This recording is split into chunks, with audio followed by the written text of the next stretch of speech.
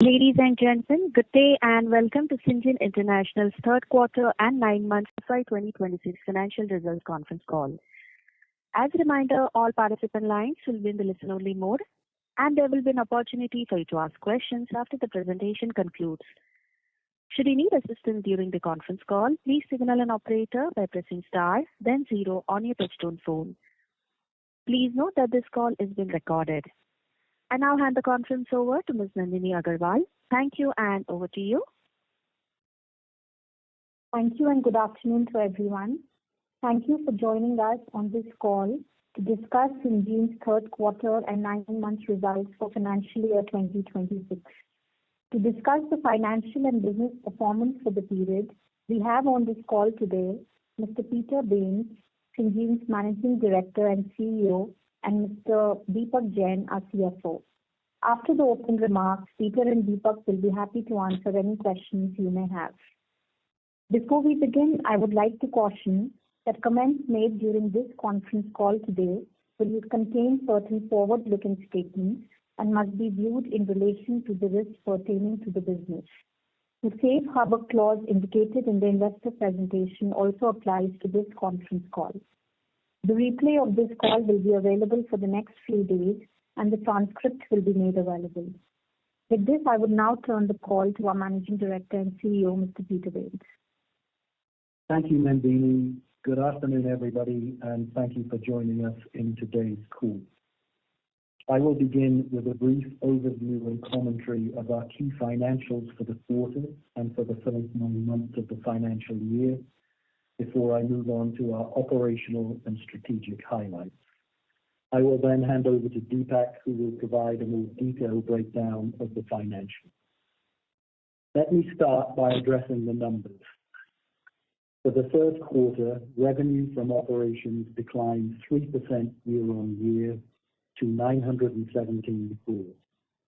Operating EBITDA for the quarter stood at 209 crore, with a margin of 23%, while profit after tax before exceptional items was 73. On a 9-month basis, revenue from operations increased 3% year-on-year to 2,702 crore. Operating EBITDA for the period was 615 crore, with a margin of 23%, while profit after tax before exceptional items stood at 227. I would now like to discuss the key underlying dynamics that have shaped this performance delivery and profile. The key variable impacting our third quarter performance has been the ongoing impact related to a single commercial stage product from our largest large molecule biologics customer. We have mentioned this impact to you previously during our interactions this year. Outside this singular matter, our underlying business performance has shown steady progress, which I will now outline. As you know, Syngene operates across 2 business segments: research services and contract development and manufacturing services, and this includes both large and small molecules. Across both these segments, our underlying growth has remained steady during the quarter. Our research services business continued to secure new customers and contracts across chemistry, biology, translational, and clinical research platforms. In our CDMO business, we are seeing increased capacity utilization in both small molecules and large molecules as we attract new customers. Let me now draw your attention to some of the quarter's business highlights. Firstly, I am delighted to advise of the extension of our relationship with Bristol Myers Squibb, which remains our largest, and we are now supporting Bristol Myers with over 700 scientists in Bangalore, and our longest standing partnership now extending more than 25 years.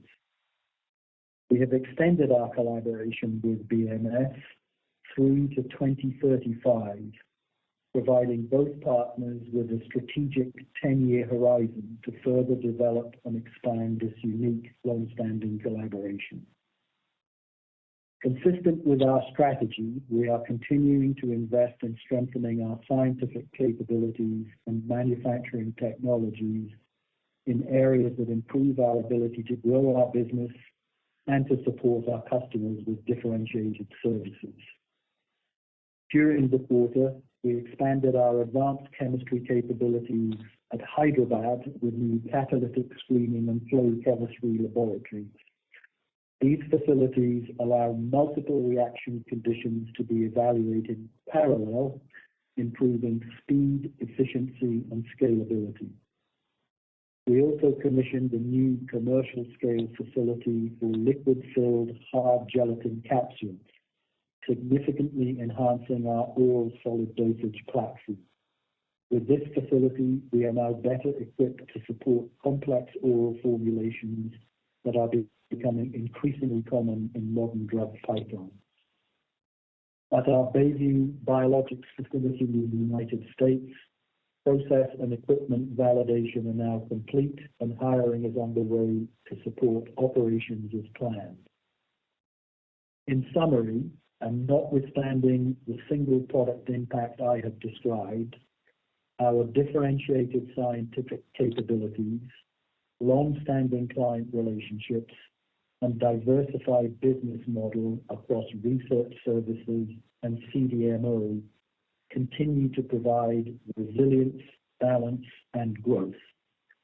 These strengths, combined with disciplined investments in technology, AI, and new capabilities and capacities, position us well to strengthen our service proposition to our wide and growing customer base.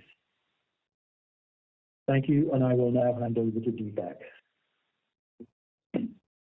Thank you, Peter. Very good afternoon to everyone. Let me begin by discussing the third quarter's performance, and then I will cover 9 months' performance, and finally the guidance before I close my commentary. First, looking at revenue. Revenue from operations for the third quarter was 917 crores, a 3% year-on-year decline in reported terms and down 7% in constant currency. Let me elaborate on the numbers. This quarter saw steady performance in the research business led by volume improvement and discovery services. Revenue headwinds in CDMO continue to be the driving force by ongoing impact related to single commercial products from our largest large molecule biologics customers. Now let me turn to costs. Raw material costs stood at 25% of revenue in this quarter, similar to the same in the last quarter. We expect full year raw material cost to be around 25%. Staff costs increased by about 8% year-on-year, in line with the annual increase and the investments in talent. Other direct costs, primarily comprising of power utility expenses, increased 2% year-on-year due to the new facilities at Bayview in the US and the biologics facility in Bangalore. Other expenses increased by 5% year-on-year due to general business expenses and automation and digital initiatives. Our company saw a hedge loss of 23.3 crores against a hedge gain of 1.7 crores in the same quarter of the previous year due to difference between average and spot hedge rates. Revenue for the quarter was hedged around 86.9. However, the average spot rate during the quarter was around 89.4, sorry. The movement in revenue and costs resulted in operating EBITDA of 209 crores with a margin of 23% in the quarter versus 30% in the last year. Depreciation has increased in line with our plans and primarily due to addition in capacity at biologics manufacturing and manufacturing sites in Bangalore, which became operational this year. EBITDA from operations was 95 crores with margins of 10%. Reported interest expense declined by 4% as borrowing reduced in Q3FY26 compared to the same quarter last year. Other income declined by 16% compared to Q3 last year, primarily due to one-off related to interest on income taxes received last year, which was not there in the current year. As you will know, the Government of India has recently notified the 4 labor codes consolidating the 29 existing labor laws. This resulted in an exceptional item of 58 crores net of tax due to impact of change in gratuity liability under the labor code. Overall, profit after tax but before exceptional items stood at 73 crores, down 44% year-on-year. Reported PAT was 15 crores, down 89% year-on-year. The normalized effective tax rate for the quarter was 22.8% as compared to 22.2% similar quarter last year. We expect the effective tax rate for the full year to be around in the range of 21 to 23%. In terms of CapEx, we continue to invest in building capabilities, technologies that enable us to become an integrated solution provider for our clients. During the third quarter, we invested a total CapEx of around $9 million. Around 50% was invested in research services, primarily across capability builds, including DMPK biology, ADC labs, and contractual obligations in dedicated centers, along with regular CapEx expansion. Nearly 35% of the CapEx in the CDMO business, including for a new commercial scale facility for liquid-filled hard gelatin capsules, integration of Bayview facility, and the modification of Unit 3. The remaining CapEx was spent on digitization, automation, and towards common infrastructure. We continue to maintain a strong balance sheet. After making CapEx spends for the quarter, we have a net cash balance of 902 crores as of 31st December 2025. Turning to the 9-month performance, reported revenue from operations increased by 3% year-on-year. Raw material cost was down by 3% driven by revenue mix. And staff costs increased by 12%.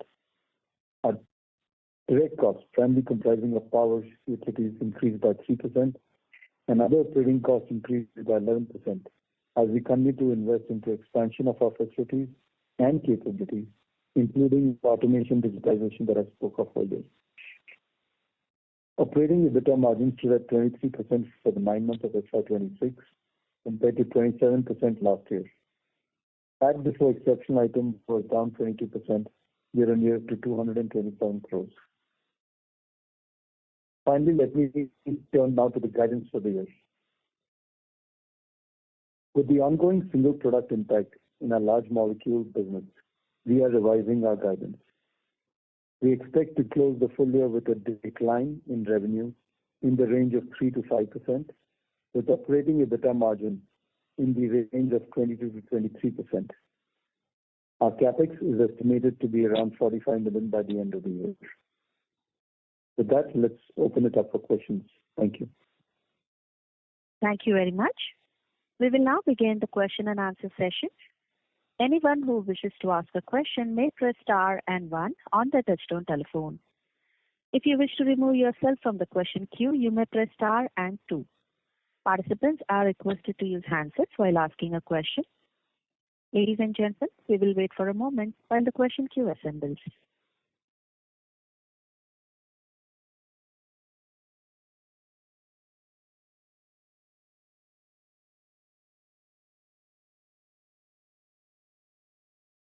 We'll take a first question from the line of Kunal Dhamesha from Macquarie. Please go ahead.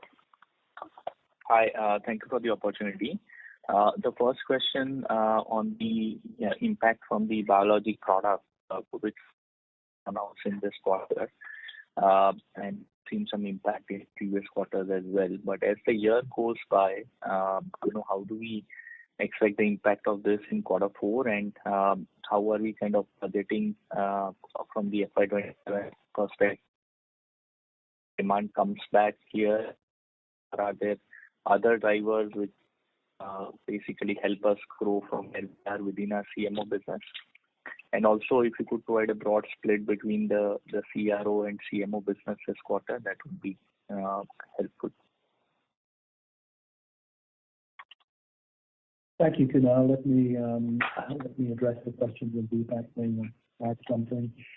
Let me deal with the second one first, and that is that the split between our research services and CDMO, about 2/3 research services, 1/3 CDMO.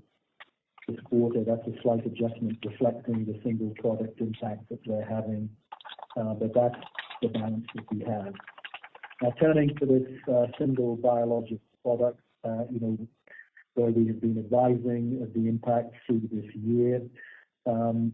Obviously, we expect to see this impact continue and play itself out in the next quarters, in the coming quarters. And the impact that we're now experiencing is now being included clearly in the full year guidance. It would be inappropriate for me to comment in any detail on the product itself with our collaboration partner. So I think that is as far as we can guide at this point. So, sorry, I just missed, in between. You expect the impact to continue in the next year, or we are just guiding for the next quarter as of now? Well, we expect the impact to continue in the coming quarters, and then it will play itself out through the coming quarters. So, but it will go beyond Q4. Okay. And then any offsets that we see, which can help us, with the growth in the CDMO business in terms of the pipeline project? Yes, Kunal, and I touched on it in my opening remarks, and I'm happy to expand. If we strip out the impact of this single product and look at what is happening across our business, what we see growth, and what is encouraging is that growth, is across our division. So we take the impact out of our manufacturing platform. We are seeing increased capacity utilization, both in small molecules and in large molecules, and we're seeing that translate in the quarter, into some growth. In our research services, as we look at that across chemistry, biology, translational science, and clinical, we're also seeing growth. Now, our focus is very clearly, to look to accelerate that growth in order to compensate for the singular issue that we're facing with our largest large molecule customer. And that will be the focus going forward, and our growth can be broad-based. And I think this is a strength of Syngene's model in that it has diverse capabilities across a wide range here. So looking for growth and filling up, pipeline and capacity in small molecules and large molecules, and looking to accelerate the growth that we're seeing in our research services. So very clearly, that is the focal point of management going forward. Sure. And second question for Deepak. Of the 70 crore impact on the new labor code, how much of this impact we expect to see continuing in the future quarters? You're talking about the exceptional item, Kunal? Yes, exceptional item. Yeah. So Kunal, the way it is, as you know, the labor code is just got introduced. The institute has given us a guidance of taking that provision into play. The notifications are still coming out. We are looking and keeping ourselves close to it. As it progresses, as it evolves, we will get to update our financials accordingly. It's early days, but we've taken this as the best judgment, what we have right now. Sure. Thank you and all the best. Thank you. Thank you. Next question is from the line of Shyam Srinivasan from Goldman Sachs. Please go ahead. Hi. Just thank you for taking my question. Just the first one on the revenue splits between CRO, CDMO. If you could give us the broad percentages and also the year ago. So, and maybe some qualitative color around, I'm assuming CRO is growing, so just some qualitative color around what's driving that growth. Sure. So We had two-thirds, one-third is what Peter had called out earlier as well. That's the split that we have. It's broadly the same as what we had last year as well. It was around 65-35, so we're kind of holding almost similar. The point, Shyam, is the fact that because of that one product impact, we're seeing a change in a bit of the business mix. But if we were to look at or strip that out, as Peter was mentioning earlier, the underlying business continues to grow and continues to grow in a steady progress. So that, to that extent, the baseline and foundation seem strong right now. Deepak will be helpful because if I use how do we strip that, or is there a double-digit growth? Because very difficult, right? Since we are not sharing what that call out is. Sure. No, so I understand that, Shyam. So the way I would call it out is it's high single digit, low double digits is where I would keep it in the ballpark. You're talking about the special opportunity. You're calling out the growth in CC terms is what? Sorry? If I was to exclude the one-off product, right, that is impacting and giving us the headwinds, the rest of the business is growing in high single digits, low double digits in constant currency terms. Okay, that's helpful. And you don't want to give some color around CRO versus CDMO there, excluding that business, which has grown faster, slower. Excluding CDMO business? Excluding the one. No, Deepak, excluding that one-off, I'm just saying if you can splice the CDMO also, how has the CDMO business done? So I'm only able to give you right now, Shyam, the growth as a total business. The growth split by CDMO and CRO, I'm not at the position to say that right now. Got it. Helpful. And second question, just on the guidance, I presume this is a constant currency guidance, right? Sorry if I may have missed that, the 3 to 5% decline now. Yes. Right? Okay. So it still implies a pretty weak 4Q, I would imagine. I don't know how do we use the rupee conversion there, but it still would mean, my guess, sequential decline in quarter 4, which is not typically how it pans out historically. The rupee is being very volatile, and sorry, Shyam. So I was completing, Deepak. So I don't know. Yeah. Shyam, we will expect the single product impact to continue in Q4, and we will be looking to offset that with the growth that we're seeing in the rest of the business, which Deepak has characterized. Got it. And just lastly, again, maybe since we don't know the percentages exactly, when I just punched in the 2/3, 1/3 for CRO, even CRO has shown weakness, like flattish kind of growth YOY. So, I thought the narrative was CRO is improving, biotech funding improving. So just some qualitative around what is happening to the discovery business. So the entire research services business that we spoke of, right, is growing year on year, right? So I probably do not understand the modeling that you have. Maybe we should have a look at that. But the point remains is my research services is growing and doing well.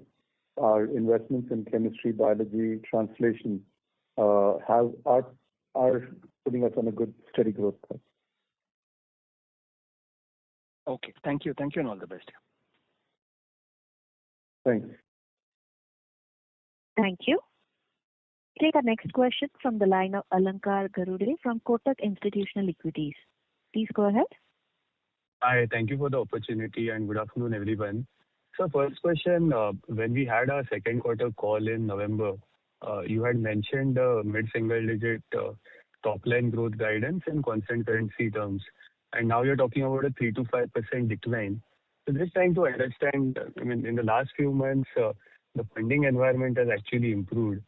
So what exactly has driven this sharp change in the guidance for FY26? So, Alankar, as I said, there's not much of a change in the way we had our view to the business beyond that one single product. The base business and the underlying growth that we spoke about continues to remain robust. It is more than expected impact that we're getting from the one single large molecule product that's actually having an adverse impact into what we had guided, and therefore needing for us to make that change in guidance. So were we expecting, Deepak, any sales from this molecule in the second half, which are not going to come by in which were not there in 3Q and will not come in fourth quarter?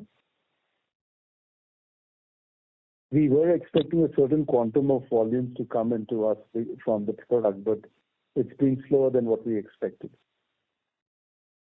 Got it. And just one clarification on that.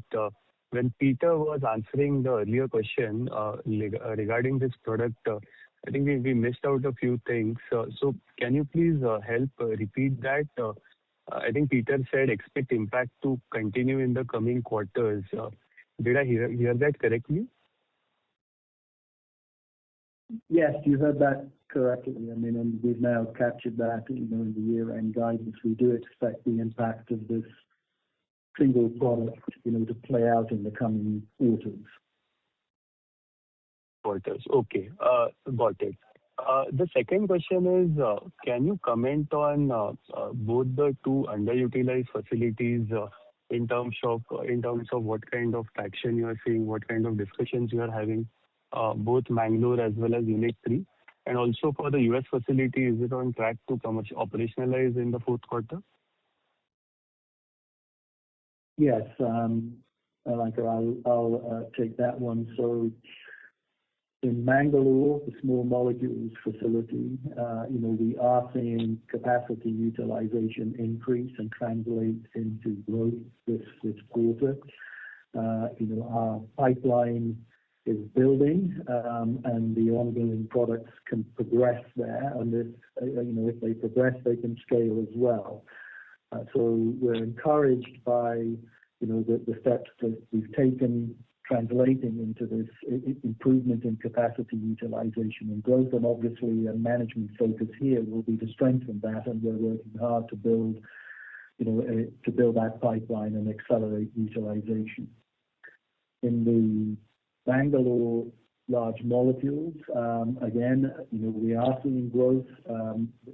Capacity utilization is improving, and again, we're looking to strengthen and accelerate that. We have installed as part of our CapEx programs a sterile fill finish line there. That strengthens our service offering, that we now move, from drug substance into drug product, and that will enhance our offering there. So looking to build on the early traction that we're seeing and accelerate that. With regard to Bayview, as I said in my opening remarks, the qualification of equipment and the facility is now complete. We're finishing with the team in order to prepare, to begin operations in that, in the coming quarters. So clear focus on strengthening the growth that we're seeing by building the pipeline and advancing the assets that we have in play now.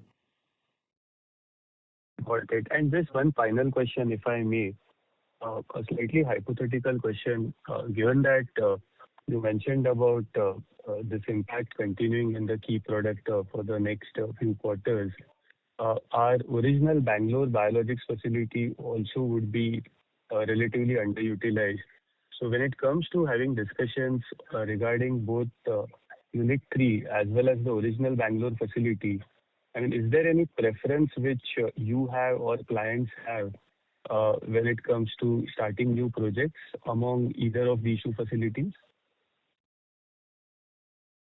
So, my answer to that question would be that, a part of the reason in acquiring the U.S. facility was to give us this flexibility. We wanted to put a foothold in the United States as a strategic market opportunity and retain our position here in Bangalore. And this gives us flexibility, to talk to our customers about, the versatility that might suit what they want to do. So we'll definitely look to leverage that flexibility and versatility going forward.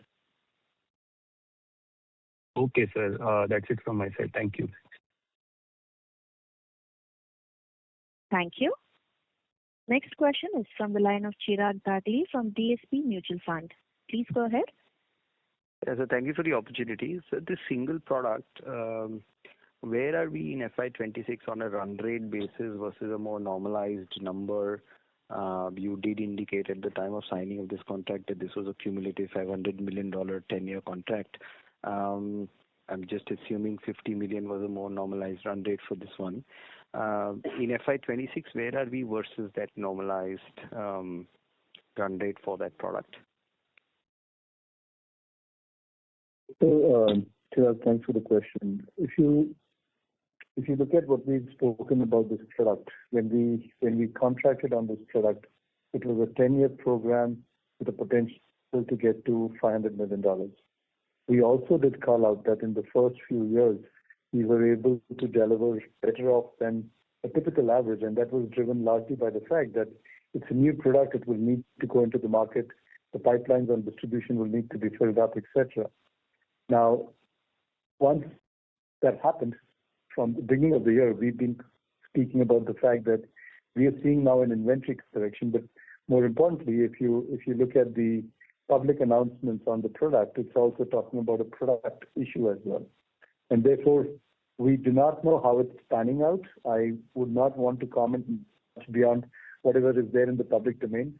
They are a listed company. They will come out with their own views to it. But beyond that, the way we look at it is we're seeing headwinds coming in for our supply of the product to them. And right now, we see that continuing for a few more quarters.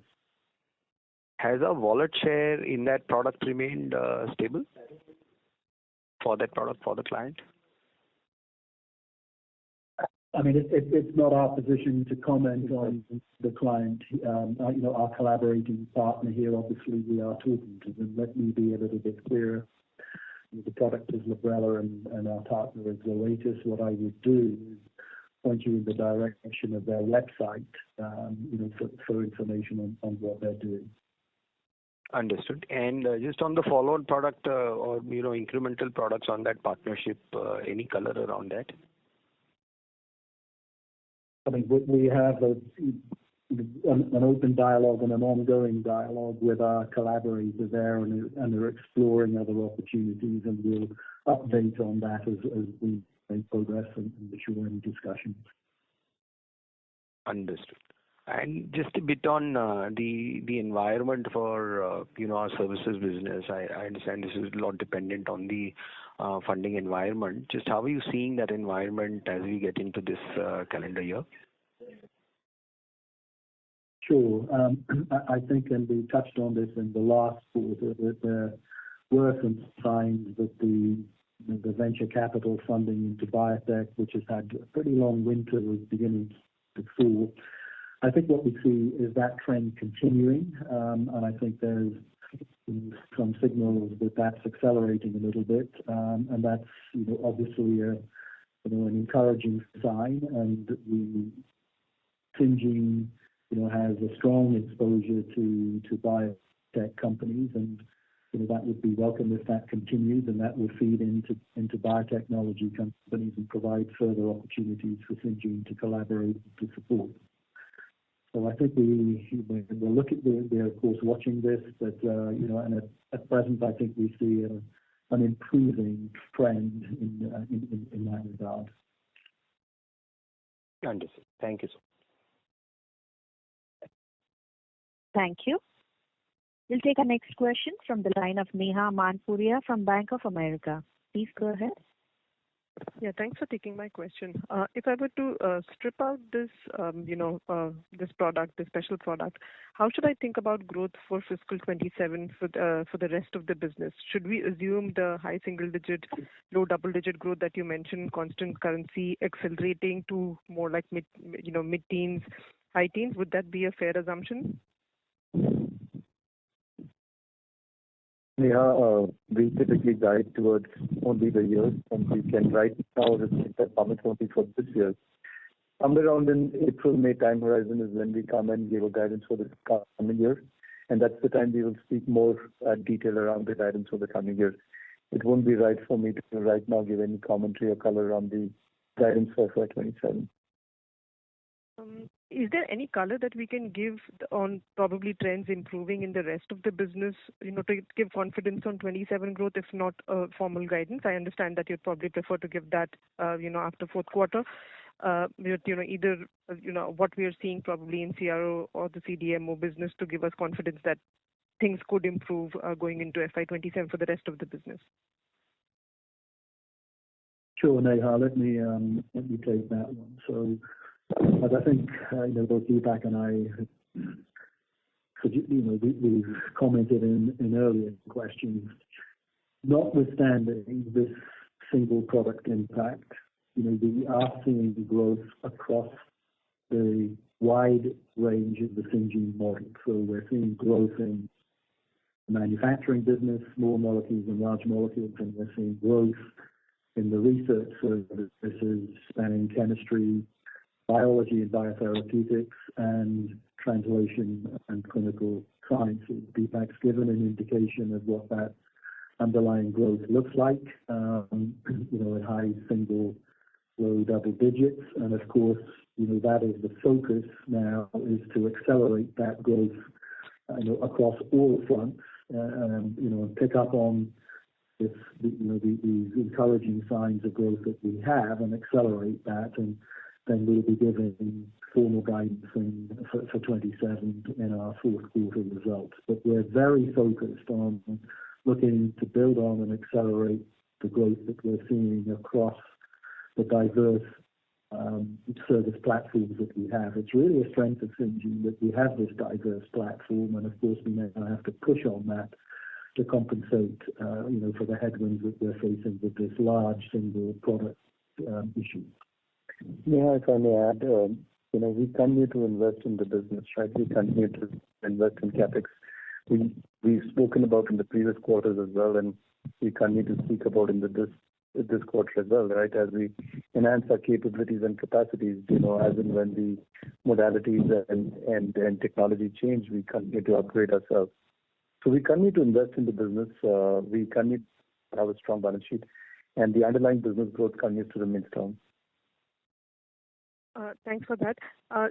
Given the lumpiness of this asset and we've invested in the Bangalore facility and now in the US facility, do we see anything in the pipeline that we have, with our customers, in terms of other large products that could probably reduce our dependence on this one product when it comes to, revenue growth, just reduce the dependence on the volatility related to this product? Do you have any visibility on that coming through, let's say, in the next 12 months, 18 months?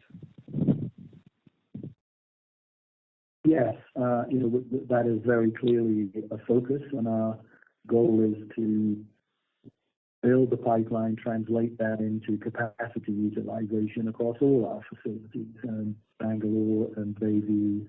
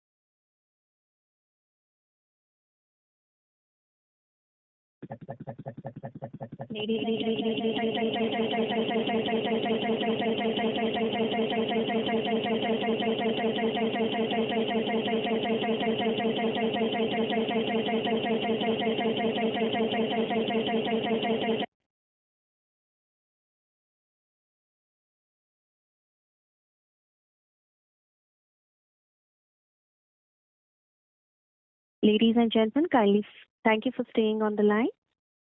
So can you just repeat Neha's answer, please?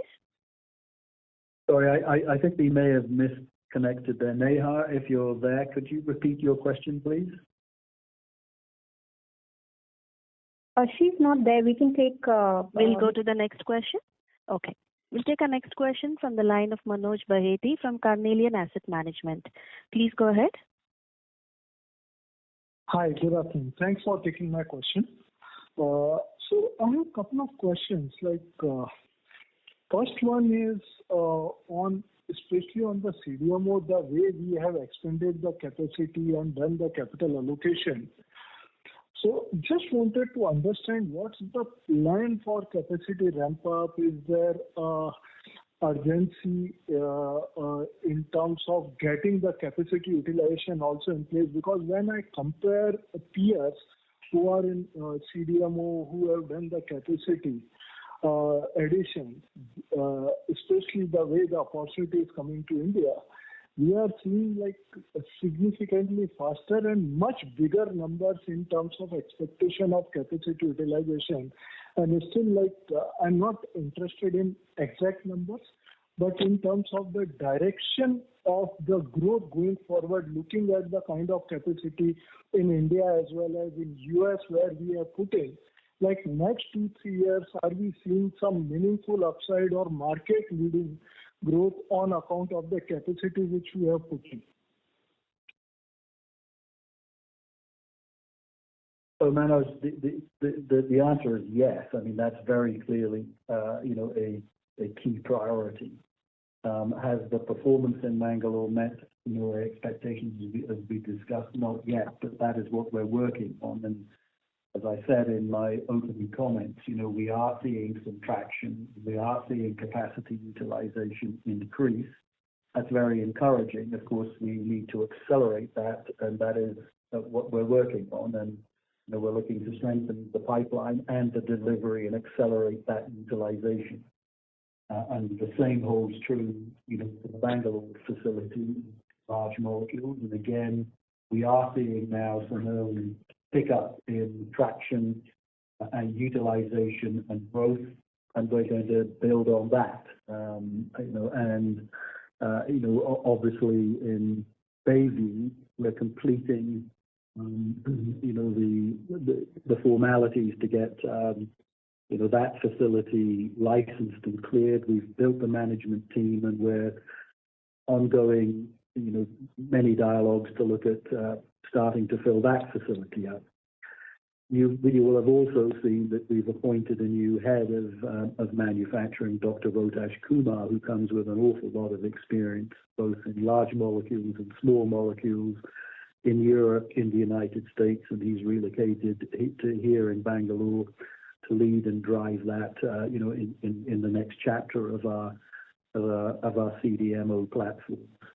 So we're very focused on it. We've got early and encouraging signs, and we're, strengthening the focus on accelerating that.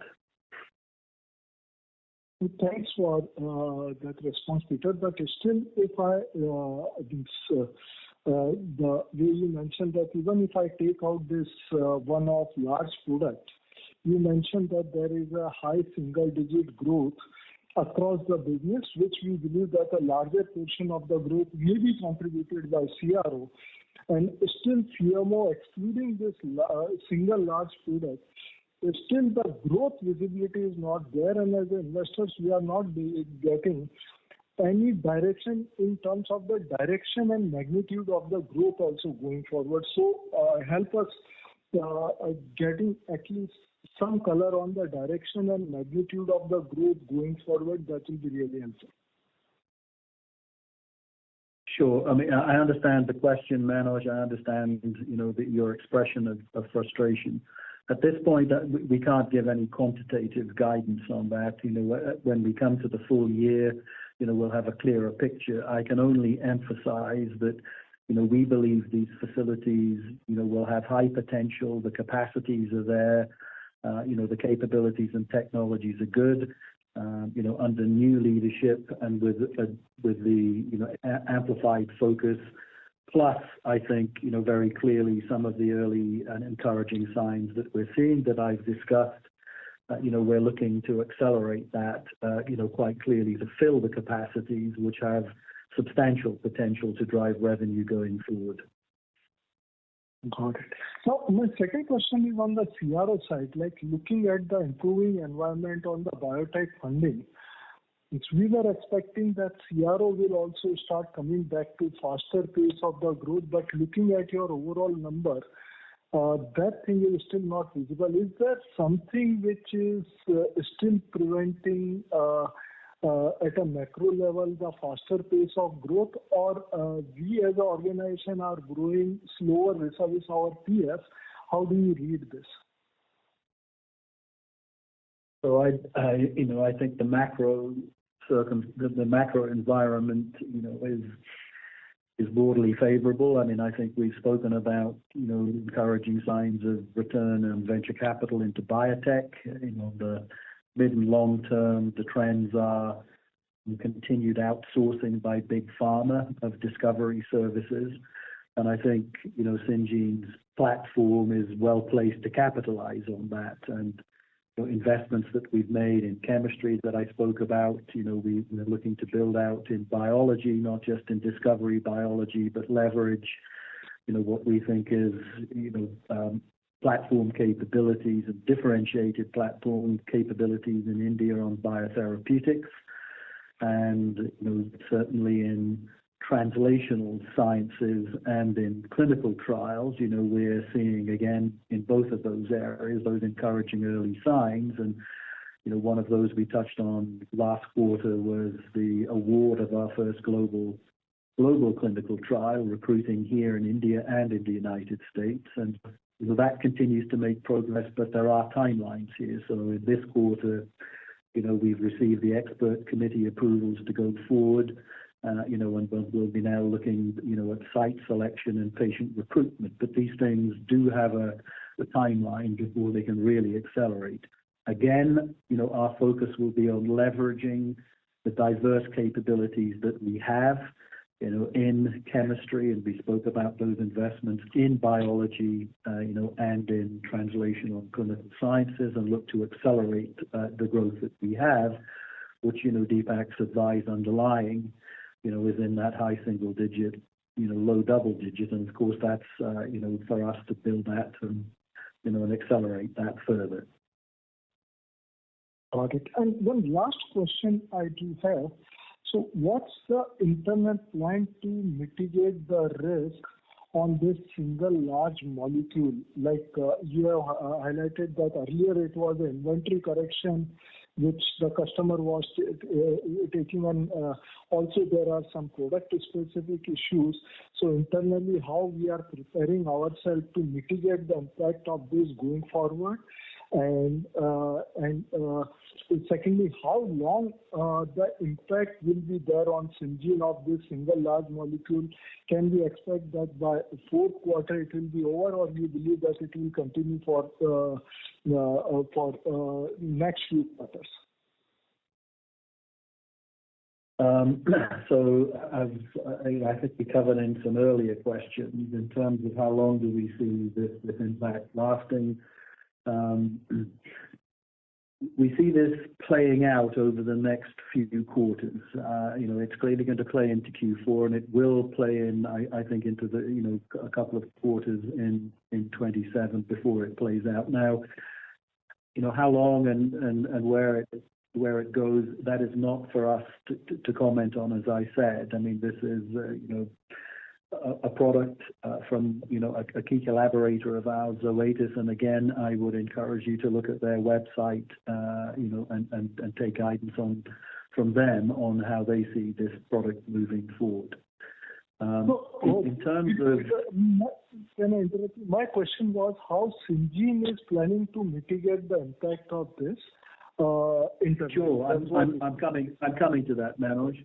I'm coming to that. So on the second question, in terms of mitigation, I mean, it's very clear that what Syngene is looking to do is to build, a wide and diversified business across the platforms, and build more large relationships. I mean, I think that this product was launched. It had very high success at launch, and of course, it's run into the headwinds that it's run into, and that impact has significantly affected our numbers, as you can see, and reflects that, exposure to a single large business. But we're working to diversify our business, both across our platforms and in terms of building more large relationships, so that exposure to these types of single product events would be minimized. And, that is another focus of how we're looking to build our business going forward.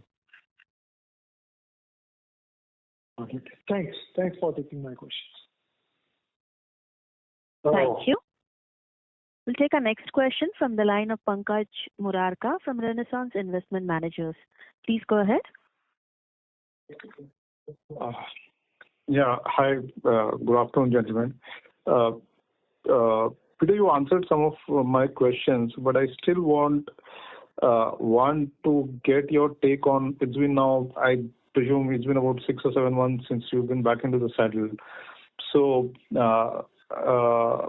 did some of the existing state of affairs or state at which the business was when you assumed charge, did it surprise you? Point number 1. Point number 2, while you outlined the initiatives you've taken and you continue to make strategic investments, keeping the long-term interest in the business, and since you're not guiding for next year, and as shareholders, we want to take a slightly more medium-term or a longer-term view on the business, can you qualitatively comment when do you think the business will get back to growth trajectory on the aggregate basis? Because while I understand that some part of the business is growing, and but still as shareholders, we are not buying parts of business. And I'm still not able to understand, Deepak, your comment that when you're saying the rest of the business is growing at high single digit, how do you call it a strong growth? I'm still not able to connect that a qualitative comment to the underlying growth in the business. So I would appreciate, since you're not quantifying or giving guidance, if you could clarify on some of these qualitative comments and comments on qualitative comments on the questions I'm asking. Sure, Pankaj, thank you.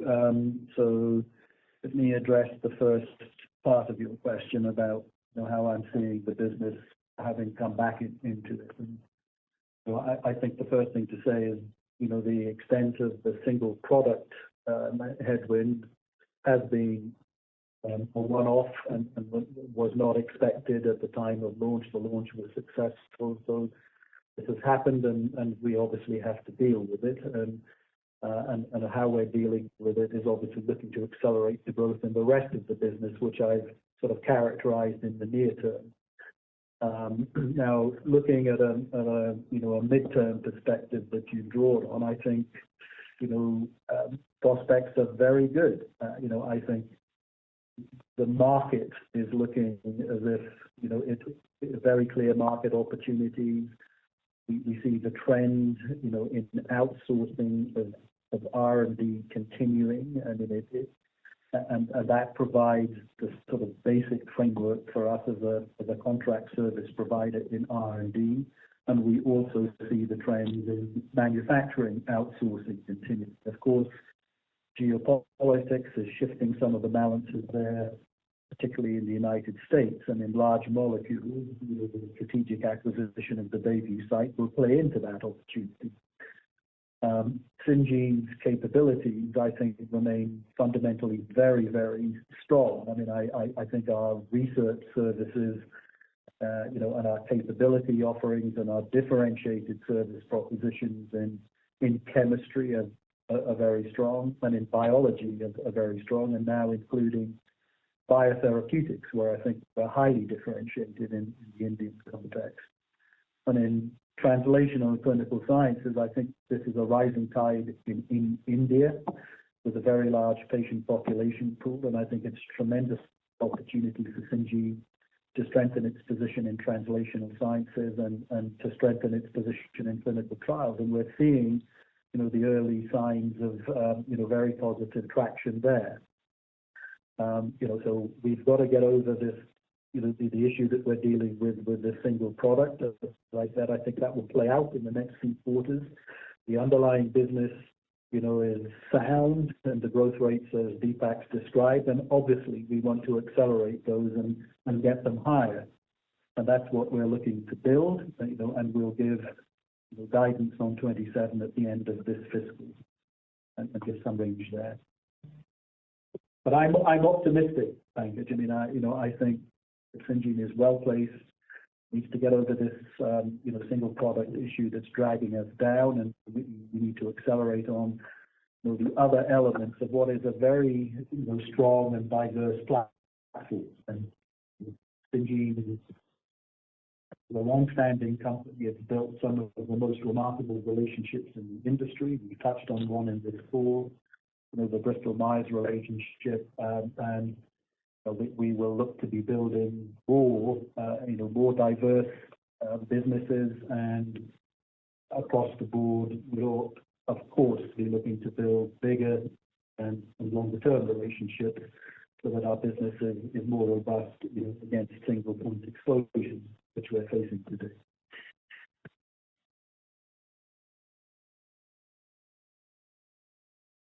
Pankaj? Sure, thank you. Does that answer your question? Yeah, it does. Thank you. Thank you. We'll take a last question from the line of Kunal Randeria from Axis Capital. Please go ahead. Hi, good afternoon. Thanks for the opportunity. So your customer of this one last product has got approvals for a new molecule, in various geographies in the last few months. So do you expect to partner them in supplying this product because it's for the same indication, for the same, for the dog injection and so on? So will you be a partner in them? So now we're working with our collaborating partner on that. Let me update you at the full year position. But we have a very good channel of dialogue with our collaboration partner in exploring a number of opportunities, and we'll update you as and when those mature. I understand. But in case, let's say, these deals do fructify, then do you think this can compensate for the loss of the current product? I think that's very hard to say, and directionally, Pankaj, this product, Deepak's described the high-level contours of the expectation there of this product over 10 years, more than 50 million per year, and obviously the early launch success pushed those numbers higher, which has meant that, in addressing the challenges there, obviously the gap that we're faced with is high, and that is the single biggest issue that we're dealing. I can't comment as to say whether anything else is going to make that all up in one go, but we are very, very focused, as I've described, on doubling down, strengthening, and accelerating, encouraging early signs that we're seeing in small molecules, large molecules, and across our discovery service, to build that more diverse and broader business mix, so that we have a very, very strong position. That's where we are. Sure. Thank you, and all the best. Thank you, Gil. Thank you. Ladies and gentlemen, as that